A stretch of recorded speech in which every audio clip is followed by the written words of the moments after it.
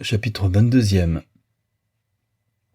Le lendemain matin, en repensant à la scène de la veille, Boyne inclinait à attribuer à Rose Sellers la responsabilité des événements.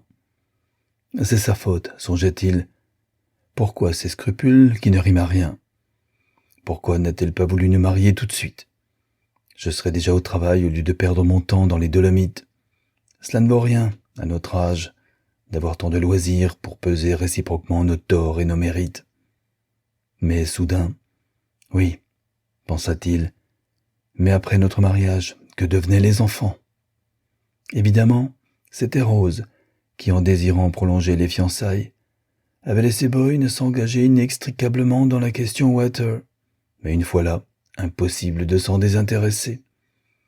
Qu'est-ce qui serait arrivé au petit Water sans le hasard qui les avait amenés sur son chemin? En somme, tout est pour le mieux. Il n'y a qu'à en persuader Rose, ce qui ne sera pas difficile puisque c'est un peu son ouvrage, et à ne plus penser à ce malencontreux d'Aubrey. Je me suis emporté hier soir. Mais c'était peut-être après tout parce que Rose avait beau feindre l'indifférence, elle était flattée tout de même de cette demande en mariage. On ne sait jamais, se dit-il, et puis il haussa les épaules. Je pouvais être obligé d'abandonner les petits dans un moment grave. Je reste au contraire à portée de leur rendre service. Tout est là. Il réussit si bien à se tranquilliser qu'il ne subsista plus qu'un nuage sur l'horizon. Il lui revenait à l'esprit ce que Rose lui avait dit, que ni l'argent ni la chicane ne serviraient à rien le jour où les Water auraient la fantaisie de rappeler les enfants. C'était mettre le doigt sur le point douloureux. 100 fois il s'était fait la même réflexion. Mais de l'entendre dans la bouche de Rose semblait rendre le danger plus pressant. Il ne voyait que trop que les petits le tenaient beaucoup plus qu'il ne les tenait lui-même, et que c'était fou d'avoir l'illusion de modifier leur destinée. Et en attendant, les jours passaient. C'était toujours autant de gagné. La saison du Lido ne battait pas encore son plein, et tant qu'elle ne finirait pas, les habitués n'auraient jamais le courage de s'en aller. Entre les démarches d'un divorce et le plaisir d'être des figurants dans la série des fêtes mondaines, Boyne était bien sûr qu'il n'y aurait pas d'hésitation. À demain, les affaires sérieuses. Car ces affaires de mariage et de divorce n'étaient jamais que des affaires où la question d'argent était le nœud des choses. Et puis, il y avait la perspective d'un bal Longhi au théâtre de la Fenice. Un mariage du Doge avec l'Adriatique reconstitué en costume dans une copie du Bucentaure par l'élite de l'Europe. Boyne était bien tranquille, personne ne songeait encore à quitter le séjour de Venise. Les jours s'envolaient. Les arrivées à Cortina, le nombre croissant des autos sur les routes, tout montrait que le moment approchait où ce serait l'heure pour les élégants d'émigrer de la mer à la montagne. Et une fois la saison du Lido terminée, ce pouvait être le désastre. C'était une question à regarder en face, et Boyne résolut d'en parler le jour même à Judith. Il était convenu entre tous les parents qu'on laisserait les petits dans les Dolomites jusqu'à la fin de l'été. Mais que valait cette promesse? Boyne, depuis un mois, n'était pas descendu à la pension Rosenglu, sans s'attendre à apprendre qu'il était arrivé des ordres du Lido. Jusqu'à présent, ces ordres n'étaient pas encore venus. La pension n'avait pas le téléphone, et parmi les parents, on n'écrivait une lettre qu'à la dernière extrémité. Il est vrai qu'il restait le télégraphe, mais la rédaction d'une dépêche exigeait une concentration de plus en plus difficile à mesure que la grande semaine du Lido approchait. Des dépêches, sans doute, Boyne en avait reçu autant que la jeune fille, surtout pendant les premiers jours. De longues instructions de Joyce sur les lainages et le régime, des divagations de Lady Orange qui exposait ses droits et ses griefs, et pour finir, une dépêche impérative de Clive Water à Boyne. Entend définitivement rien céder sur aucun point. Comment va Chipstone? Réponse payée. Boyne s'était contenté de répondre à un « tout va bien », et Judith avait fait de même sur son conseil en se contentant d'ajouter quelques détails sur les santés et le moral. Elle continuait à caresser avec son frère l'espoir qu'on la laisserait à l'automne emmener tout son monde chez la grand-mère d'Amérique, ou que, à défaut de permission, Boyne l'encouragerait à exécuter secrètement ce dessein. Dans cette vue, Elle mettait de côté avec l'institutrice tout ce qu'elle pouvait gratter sur les comptes qu'il faisait tous les samedis avec elle, en lui remettant l'argent de la semaine. Mais tout cela demeurait si précaire, tellement à la merci de personnes baroques, que c'était miracle si la petite famille pouvait encore rester en paix. S'il y avait eu le téléphone, il y a longtemps que c'eût été fini. Dès la clôture du Lido, disait Boyne, ils vont vous tomber sur le dos. Non, répondit-elle. Ce ne sera qu'après Cowes, si leurs projets tiennent toujours. Sinon, après Venise, il y a Biarritz, et dans l'entre-deux, 15 jours de Paris pour les toilettes d'automne. Finalement, il n'y avait pas eu de régate de Cowes, ou plutôt c'est le Lido qui l'avait emporté. Mais enfin, dans quelques semaines, ce divertissement lui-même aurait rejoint les vieilles lunes. Toutes ces raisons empêchaient Boyne de se sentir trop occupé par la discussion de la veille. Par une belle matinée, un petit désaccord entre deux personnes comme lui et Rose, profondément attachées l'une à l'autre, n'était rien comparé à l'affreuse menace suspendue sur la tête des petits, et Rose ne pouvait manquer de partager ce sentiment. À l'heure du déjeuner, le petit salon du chalet respirait une paix rafraîchie. Rose avait dû se lever tôt pour le remplir de brassées de fleurs. Complètement rassuré par la simplicité d'attitude et l'air de gaieté de son ami, Boyne se félicita une fois de plus des bons effets d'une longue pratique du monde chez une femme. Une sotte n'aurait pas manqué de revenir sur l'affaire de la veille. Ah, Rose était une fine mouche, il tenait à ce que Boyne s'en aperçût. Elle le faisait avec une timidité sans bassesse. Elle rendait les armes fièrement. On ne pouvait deviner son embarras qu'à une façon trop dégagée de faire oublier cet embarras. Mais c'était là une nuance imperceptible, et puis, pour la faire passer, Rose avait une grande nouvelle. Elle n'abattit son jeu qu'après le déjeuner, à l'heure du café. Figurez-vous que la tante Julie est en ce moment en mer. Elle m'a envoyé un radio ce matin. Elle vient à Paris pour vous voir. Tante Julie. C'était pour Boyne, s'il prenait la peine d'y penser, quelque chose de solide, d'inamovible et de monumental. Elle lui représentait la tradition de New York, qui s'obstine en dépit de toutes les nouveautés. L'église de la Trinité prenant son vol par-dessus les flots comme la maison de Lorette ne l'eût pas surpris davantage. Ce regard incrédule égaya Rose. Cela vous étonne, moi pas. Tante Julie a toujours été la cadette, l'enfant délicate, la personne qu'on soigne. L'aînée, la tante Gertrude, la personne robuste qui faisait l'infirmière est morte l'année dernière, et depuis ce temps-là, tante Julie se porte comme un charme. Ils citèrent d'autres exemples de ces résurrections, et Rose ajouta que si elle manquait tante Julie à Paris, elle s'attendait à la voir fréter un avion et atterrir à Cortina. Heureusement qu'il n'y a pas de champ d'atterrissage dans les Dolomites. Elle allait donc partir dans 1 ou 2 jours, parce que la tante, habituée à trouver toutes choses aplanies, demandait un hôtel avec des conditions de confort compliquées, une 6 cylindres qui viendrait la chercher à la gare avec un chauffeur impeccable, un médecin et une masseuse à son arrivée. Il fallait satisfaire toutes ces exigences, afin qu'elle considérât d'un œil favorable les projets de sa nièce. Il convint qu'il n'y avait pas à se soustraire à l'obligation. Il ne s'indignait plus de voir son ami obéir à des motifs un peu intéressés. Sans savoir pourquoi, il lui paraissait naturel qu'elle se mît à la disposition de la tante d'Amérique. Cela ferait diversion. Rose jeta autour d'elle un regard de regret. Elle dit enfin « Vous ne pouvez croire combien il m'en coûte de dire adieu à ce petit salon et à nos bonnes soirées. Déjà fini tout cela ?» ajouta-t-elle d'un ton qui laissait voir à Boyne que c'était à lui à le dire et qu'il avait manqué sa réplique. « Pourquoi fini? Vous ne partez pas pour plus de 8 jours, j'imagine. Vous n'allez tout de même pas vous laisser accaparer en permanence par la tante Julie. En permanence, non, mais je ne sais pas trop quand je pourrai me libérer. Alors venez me rejoindre. Venez dès que la tante se sera fait prendre sa tension, qu'elle aura donné son satisfecit au médecin, à la masseuse et au chauffeur. » Boyne restait interdit. Il ne lui était jamais venu à l'esprit qu'il dût se trouver enrôlé dans la cérémonie de l'établissement de la tante en Europe. Réfléchissez, qu'est-ce que vous voulez que j'aille faire là-bas? Je serai la 5e roue d'un carrosse, ou prétendez-vous m'immoler au bon plaisir de la tante Julie? Je ne prétends rien de pareil, au contraire. Je vais me dévouer de mon mieux au bonheur de tante Julie. Je vais tout faire pour assurer le succès de son aventure européenne, après quoi je lui présente la note. La note. C'est vous, la note, grand innocent. Je vous présente et je lui dis, à présent que vous l'avez vue, laissez-moi l'épouser tout de suite, bon gré, mal gré. Il y eut un silence que Boyne, pendant un bon moment, se sentit incapable de rompre. Rose était debout, appuyée à sa table à écrire, et tendait vers lui son corps mince, son visage où brillait un de ces rayons de jeunesse finissante qu'il avait trouvé quelquefois si exquis et si émouvant. Il le trouvait encore, mais cette fois, c'était d'une tristesse déchirante. « Alors, vous avez changé d'avis sur la date ?»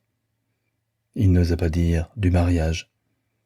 À travers une brume de malaise, il aperçut la tendre raillerie de son sourire et comprit qu'un tel effort dissimulait de courage. « Et je reste là comme une bûche, butor, pensait-il.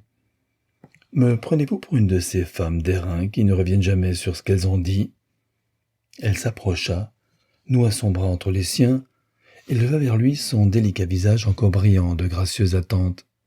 « Me voilà, semblait dire ce visage, caresse-moi ou brise-moi. » Et il songeait à l'impression de désastre qu'il avait traversé la veille. Il lui dénoua les mains et les porta l'une après l'autre à ses lèvres. Ah, s'il avait trouvé un mot, ne fût-ce qu'un mot, celui qu'il fallait. « Martin, lui dit-elle tout à coup, ce n'est pas cela que vous vouliez ? Vous ne souhaitiez pas que je me contredise ? D'abord, ma chérie, ce que je ne veux pas, c'est que vous fassiez rien pour contrarier votre tante. Rien qui puisse si peu que ce soit déranger vos projets. Non, vraiment, ça ne venait pas. Les mots lui restaient dans la gorge. Il savait bien que Rose sentait qu'il ne parlait que pour gagner du temps, mais elle revint à la charge avec gentillesse. Comme c'est généreux à vous de vous sacrifier. J'étais malheureuse comme les pierres de vous demander de rester ici quand je savais que vous n'aviez qu'une idée, nous marier et vous remettre au travail. Comment dire ? J'étais prisonnière de mon passé. J'étais l'esclave de ce conformisme que vous me reprochiez. Je ne pouvais plus secouer mes chaînes, mais vous m'avez ouvert les yeux, vous m'avez délivré. C'est monstrueux d'attendre si longtemps le bonheur et d'avoir peur de lui au moment de le saisir. En disant ces mots, elle lui prenait la tête et l'attira vers elle. Mais c'est fini maintenant. Je ne suis plus lâche. Je n'ai plus peur. Vous m'avez appris le courage. Maintenant, c'est à vous que je pense d'abord. Tant pis pour tante Julie. Marions-nous le plus vite possible. À Paris, les formalités ne sont pas bien longues, n'est-ce pas ? Et puis, si te marier, nous rentrerons chez nous. Il l'écoutait avec une sorte de stupeur et il se disait en lui-même « Est-ce que je l'aime moins ? Mais non, ce n'est pas cela. Ce ne peut être cela. Seulement, tout nous arrive toujours à contretemps. » Le silence se prolongea, cruel et douloureux pour Rose, pour lui opaque, impénétrable comme un mur. Il entendit fuser de très loin un pauvre petit rire. « Vous voyez, cher ami, je me livre. Vous me tenez entre vos mains. » C'est avec un visible embarras qu'il articula. « Je suis touché, très touché. Je vous remercie. Mais avez-vous songé...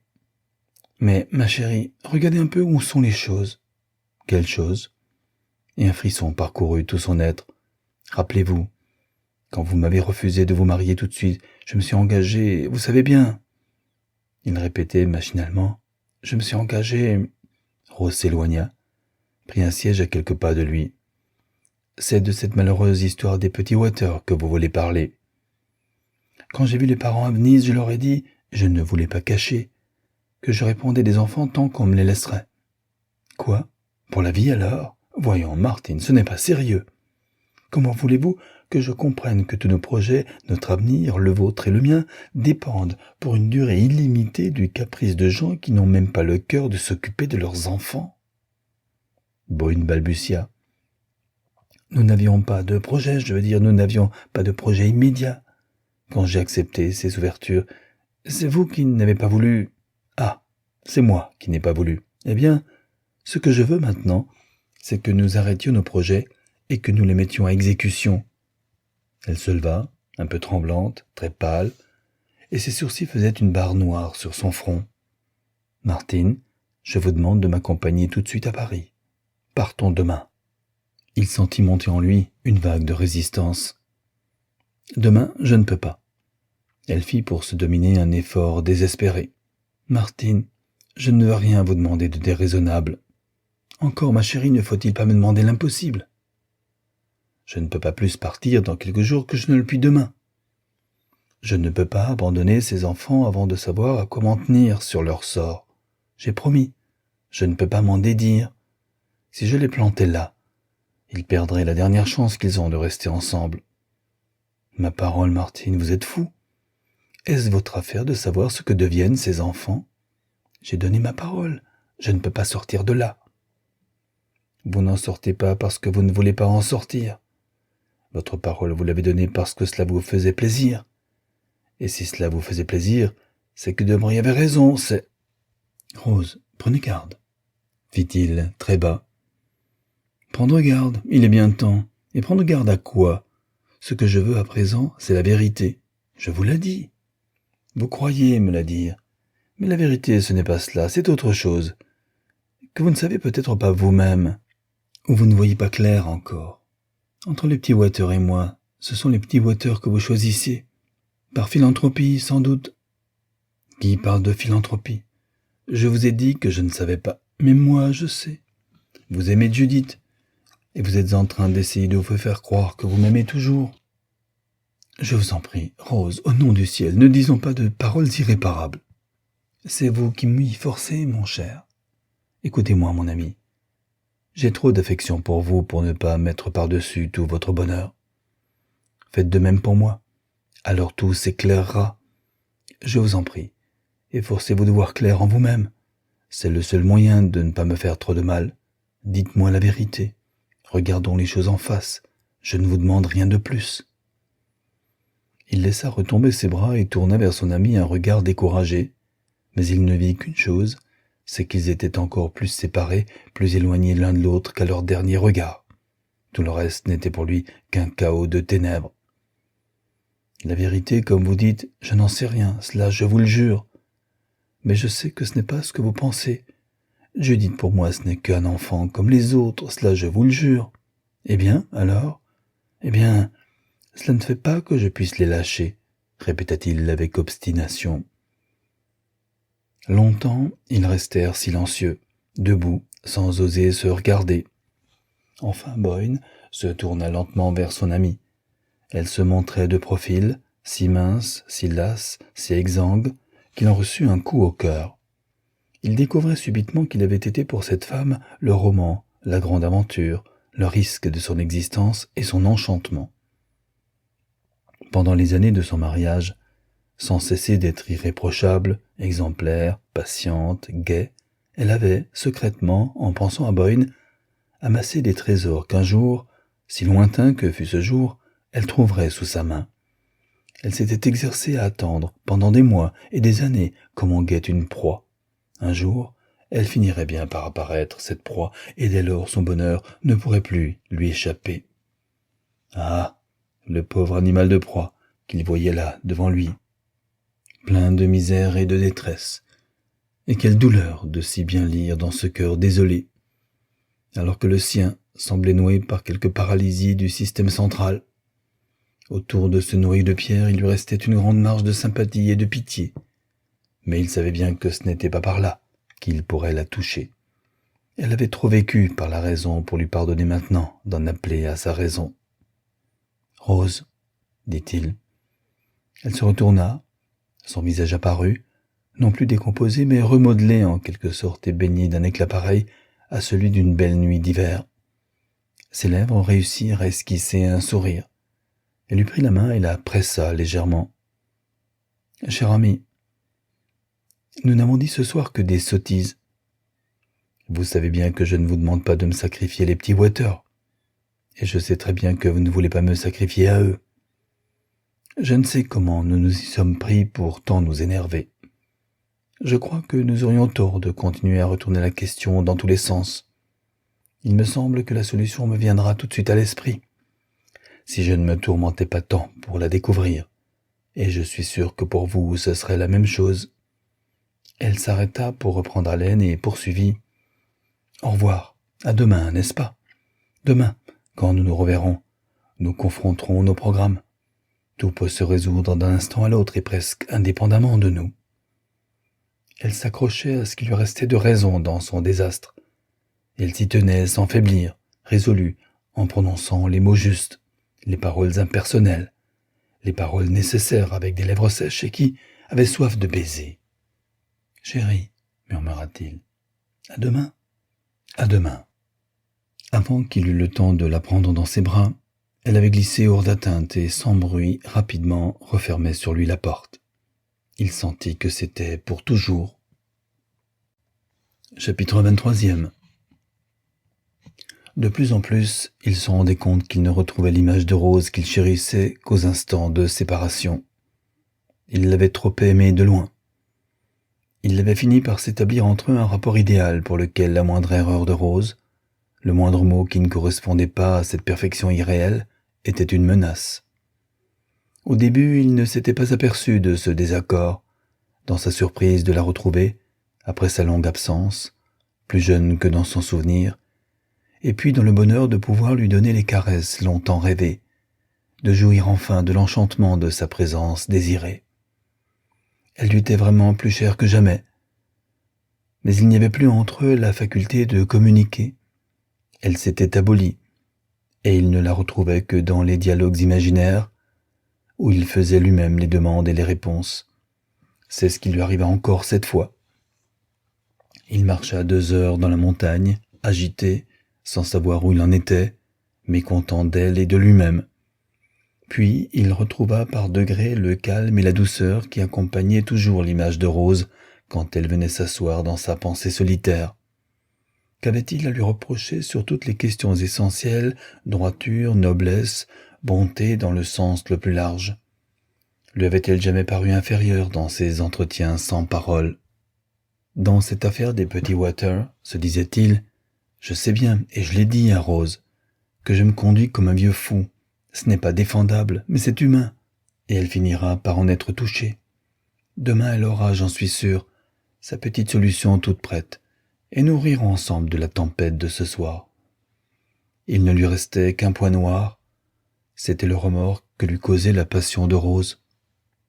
Son abdication d'amoureuse et le contraste qu'elle faisait avec sa propre attitude de gêne et d'égoïsme. Elle m'aime, pensait-il, et moi, est-ce que je l'aime? Si je trouvais ce soir en rentrant un mot de rupture, puis-je dire honnêtement que ce serait la fin du monde? Une mortification, sans doute, une blessure d'amour-propre. Et déjà sa vanité souffrait à cette pensée, comme une chair délicate sous laquelle il sentait la pointe de l'affection blessée. Oui, il sentirait tout cela, mais il sentait aussi qu'il s'en consolerait. Il rentra à l'hôtel sans regarder le casier où les touristes à cette heure allaient chercher leur courrier du soir. Le portier courut après lui en lui tendant une lettre. Elle portait le timbre de New York et le nom des entrepreneurs à qui Boyne avait dû autrefois quelques-unes de ses plus grosses affaires. Ces messieurs lui écrivaient encore de temps à autre pour le consulter. La lettre réexpédiée par sa banque de Londres était sans doute de cette nature. Il la mit dans sa poche pour la lire après dîner. Il s'assit dans un coin du restaurant démodé où le couvert des petites tables avait l'air d'un ancien service de table d'hôte. La bonne vieille table d'hôte du temps de ses parents. Une tranche de gros pain près de son assiette, un bouquet de soucis à demi fanés dans un verre bleu, rien que de la laideur et des choses impersonnelles. Pourtant, il se félicita de n'être pas ce soir à la table du chalet avec son air de rusticité exquise, ses jattes savantes de fleurs sauvages, ses bougies, sa cuisine recherchée. Il ne les eût pas aimées ce soir plus que le méchant pudding de la pension Rosenglu.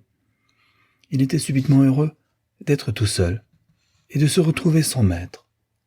Personne devant qui s'imposer l'effort de se mettre en garde ou de briller. Personne pour le tourmenter ou le ravir. Personne à écouter, pas de réponse à faire. Décidément, je suis un sauvage.